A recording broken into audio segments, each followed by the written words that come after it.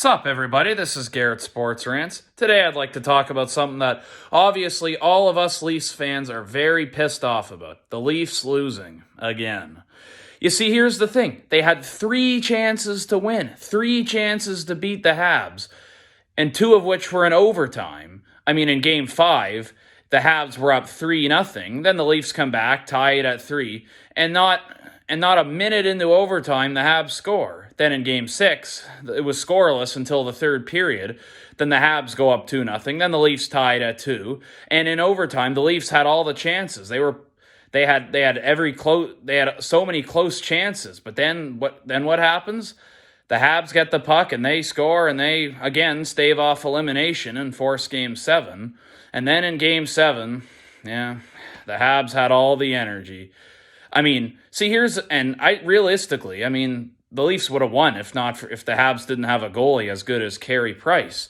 But you see, that's the thing about the Leafs, is there's always something preventing them. If it's not Gardner, it's Carey Price. There's always next year. That's a good motto for the Leafs. Ever since 2004, all the years they've been in the playoffs, like in 2017 against the Capitals, that's the only time they weren't within a game of winning. Like, obviously, there was the 2013 collapse against the Bruins, and then in 2018, they were up 4-3, but the Bruins ended up winning 7-4. Then in 2019, they had two chances to win in both Game 6 and 7. And last year they lost in the qualifying round to Columbus. And then, this year they had three chances to win. They had three chances to do it. They could have done it. What the hell? They could have done it. But that's the thing. That's some people were even blaming Marner for the fact that they lost. That's stupid. That's really stupid. Marner was not to blame. I think Carey Price, the Leafs would easily have won that series if not for Carey Price. The Habs aren't that strong a team. Sure, they got good players, but Carey Price is the reason they won the series. They would not have won. The Habs would not have won without him. I guarantee you that. And that's the thing. Now the Habs are playing the Jets in the second round, who they have a 1-0 series lead over. And Game 2 of that series is tonight. I'm rooting for the Jets in that series.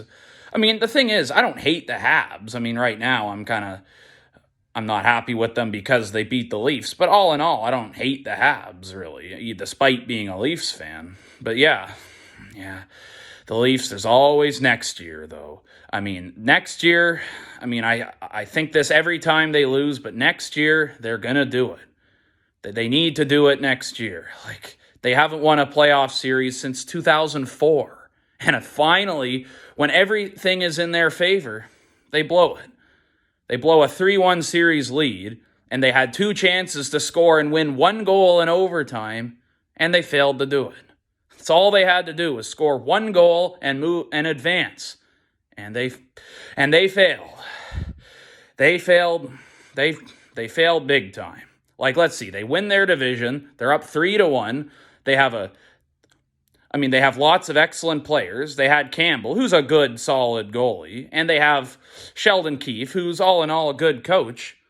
And they're up 3-1, but none of those things are good enough. They still find a way to blow it. That's the thing. Because in Game 1 against the Jets, Carey Price is still working his magic. He's a hell of a goalie. There is no two ways about that. I am not disputing the fact that he's an excellent goalie. I'm just obviously not happy with the fact that his excellent goaltending is the main reason the Leafs lost.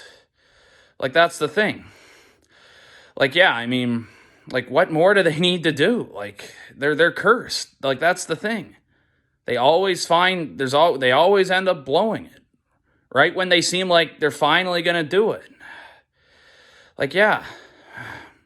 There's always next year, though. That's their motto now, is that there's always next year. And they sure as hell better do it next year. But one thing I might add, though, one sort of bright side of them winning is the fact that